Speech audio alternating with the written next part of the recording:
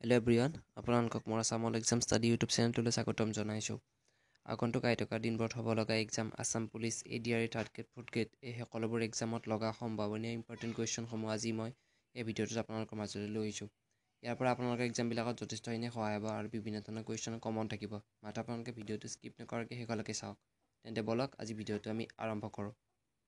The first question is, who among the following was the first Ahom ruler to officially accept Hinduism? Hindu ধৰ্ম আনুষ্ঠানিকভাৱে গ্ৰহণ কৰা প্ৰথমজন আহোম শাসক তলত উল্লেখ কৰা সকলৰ ভিতৰত কোন আছিল? অপশ্যনসমূহ হ'ল অপশ্যন নং এ জয়দত্ত সিংহ, বি জয়ধ্বজ সিংহ, চি প্ৰমত্ত সিংহ, ডি প্ৰতাপ সিংহ। আৰু ইয়াৰ শুদ্ধ উত্তৰ হ'ল অপশ্যন নং বি জয়ধ্বজ সিংহ। অৰ্থাৎ হিন্দু ধৰ্ম আনুষ্ঠানিকভাৱে গ্ৰহণ কৰা প্ৰথমজন আহোম শাসক আছিল Jaydhwaj Singha. Next question, who build Joydoul on the bank of Joysagar tank? Joysagar পুখুৰীৰ পাৰত জয়দৌল কোনে নিৰ্মাণ কৰিছিল? ইয়াৰ অপশ্যনসমূহ হ'ল অপশ্যন নং A Rudrasingha, B Shivasingha, C Gadapani, D none of the above. আৰু ইয়াৰ শুদ্ধ উত্তৰ হ'ল অপশ্যন নং এ ৰুদ্ৰসিংহ। অৰ্থাৎ জয়সাগৰ পুখুৰীৰ পাৰত জয়দৌল নিৰ্মাণ কৰিছিল ৰুদ্ৰসিংহই। Next question, the school at Bandukha where মাধৱদেৱা studies was maintain and taught by? মাধৱদেৱে অধ্যয়ন কৰা বান্দুকাত থকা বিদ্যালয়খনৰ ৰক্ষণাবেক্ষণ আৰু পাঠদান কোনে কৰিছিল? ইয়াৰ অপশ্যনসমূহ হ'ল অপশ্যন নং এ মুকুন্দ অধ্যাপক, বি যাদৱেন্দ্ৰ অধ্যাপক, চি ধনেশ্বৰ অধ্যাপক, ডি ৰাজেন্দ্ৰ অধ্যাপক। আৰু ইয়াৰ শুদ্ধ উত্তৰ হ'ল অপশ্যন নং ডি ৰাজেন্দ্ৰ অধ্যাপক। অৰ্থাৎ মাধৱদেৱে অধ্যয়ন কৰা বান্দুকাত থকা বিদ্যালয়খনৰ ৰক্ষণাবেক্ষণৰ পাঠদান কৰিছিল ৰাজেন্দ্ৰ অধ্যাপকে। Next question, which site in Assam is the traditional burial site of the Ahom kings? অসমৰ কোনটো স্থান আহোম ৰজাৰ পৰম্পৰাগত সমাধিস্থল? ইয়াৰ অপশ্যনসমূহ হ'ল অপশ্যন নং A Garhgaon, B Rangpur, C Charaideo, D none of the above. আৰু ইয়াৰ শুদ্ধ উত্তৰ হ'ল অপশ্যন নং চি চৰাইদেউ। অৰ্থাৎ অসমৰ আহোম ৰজাৰ পৰম্পৰাগত সমাধিস্থল আছিল চৰাইদেউত। Next question, according to Ahom legend Sunlung and Sunlai were the grandson of? Ahom কিংবদন্তি অনুসৰি শুনলুং আৰু শুনলাইৰ নাতি কোন আছিল? ইয়াৰ অপশ্যনসমূহ হ'ল অপশ্যন নং A Lengdon, B Sukapha, C Chao Taipung, D none of the above. আৰু ইয়াৰ শুদ্ধ উত্তৰ হ'ল অপশ্যন নং এ লেংডং। অৰ্থাৎ আহোম কিংবদন্তি অনুসৰি শুনলুং আৰু শুনলাইৰ নাতি আছিল Lengdon. Next question, Rani Gaidinliu a famous character of Indian movement belong to which tribe? ভাৰতীয় আন্দোলনৰ এটা বিখ্যাত চৰিত্ৰ ৰাণী গাইডুল্লা কোন জনগোষ্ঠীৰ অন্তৰ্গত আছিল? ইয়াৰ অপশ্যনসমূহ হ'ল অপশ্যন নং A the Laung tribe of Assam, B the Naga tribe of Assam, C the Kachari tribe of Assam, D the Karbi tribe of Assam. আৰু ইয়াৰ শুদ্ধ উত্তৰ হ'ল অপশ্যন নং B the Naga tribe of Assam. অৰ্থাৎ ভাৰতীয় আন্দোলনৰ এটা বিখ্যাত চৰিত্ৰ ৰাণী গাইডুল্লা নগা জনগোষ্ঠীৰ অন্তৰ্গত আছিল। নেক্সট কুৱেশ্যন, দৰং দেশ ৱাজ গভৰ্নেড বাই?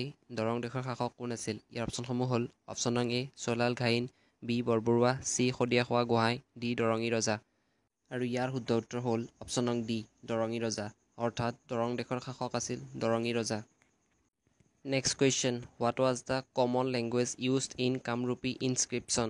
কামৰূপী শিলালিপিত ব্যৱহৃত সাধাৰণ ভাষা কি আছিল? ইয়াৰ অপশ্যনসমূহ হ'ল অপশ্যন নং এ Hindi, B Bengali, C Sanskrit, D Assamese.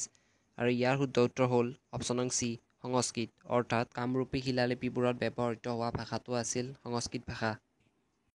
Next question, famous Kamrupi poet Hema Saraswati was a court poet of কমতাপুৰছ কিং? বিখ্যাত কামৰূপী কবি হেমা সৰস্বতী কমতাপুৰৰ দেশ ৰজাৰ দৰবাৰৰ কবি আছিল। ইয়াৰ অপশ্যনসমূহ হ'ল অপশ্যন নং A Naranarayan, B Dharmanarayan, C Dharmadev, D Durlabh Narayan. আৰু ইয়াৰ শুদ্ধ উত্তৰ হ'ল অপশ্যন নং ডি দুৰ্লভ নাৰায়ণ। অৰ্থাৎ বিখ্যাত কামৰূপী কবি হেমা সৰস্বতী কমতাপুৰ ৰাজ্যৰ দুৰ্লভ নাৰায়ণ ৰজাৰ দৰবাৰৰ কবি আছিল। Next question, in 1585 Koch kingdom was visited by an English traveller, what was his name? 1585 চনত কোচ ৰাজ্যলৈ এজন ইংৰাজ ভ্ৰমণকাৰী আহিছিল, তেওঁৰ নাম কি আছিল? ইয়াৰ অপশ্যনসমূহ হ'ল অপশ্যন নং A Travemeyer, B Ralph Fitch, C Niccolo Conti, D none of this. আৰু ইয়াৰ শুদ্ধ উত্তৰ হ'ল অপশ্যন নং বি ৰাল্ফ ফিটজ। অৰ্থাৎ 1585 চনত কোচ ৰাজ্যলৈ অহা ইংৰাজ ভ্ৰমণকাৰীজনৰ নাম আছিল Ralph Fitch. Next question, which of the following was famous for astrology? তলৰ কোনটো জ্যোতিষৰ বাবে বিখ্যাত আছিল? এই অপশ্যনসমূহ হ'ল অপশ্যন নং A Pragjyotishpur, B Kamrup, C Charaideo, D Saumara. আৰু ইয়াৰ শুদ্ধ উত্তৰ হ'ল অপশ্যন নং এ প্ৰাগজ্যোতিষপুৰ। অৰ্থাৎ প্ৰাগজ্যোতিষপুৰ জ্যোতিষশাস্ত্ৰৰ বাবে বিখ্যাত আছিল। Next question, which Ahom Swargadeo build the temple of Umananda? কোন আহোম স্বৰ্গদেৱে উমানন্দ মন্দিৰ নিৰ্মাণ কৰিছিল? ইয়াৰ অপশ্যনসমূহ হ'ল অপশ্যন নং A Rudrasingha, B Shivasingha, C Gadadhar Singh, D প্ৰমত্ত সিংহ। আৰু ইয়াৰ শুদ্ধ উত্তৰ হ'ল অপশ্যন নং চি গদাধৰ সিংহ, অৰ্থাৎ আহোম স্বৰ্গদেউ গদাধৰ সিংহই উমানন্দ মন্দিৰ নিৰ্মাণ কৰিছিল। Next question, Ratnamala complete by Purushottama Vidyabagish is a work on. Purushottam বিদ্যাবাগীশৰ দ্বাৰা সংকলিত ৰত্নমালা হৈছে।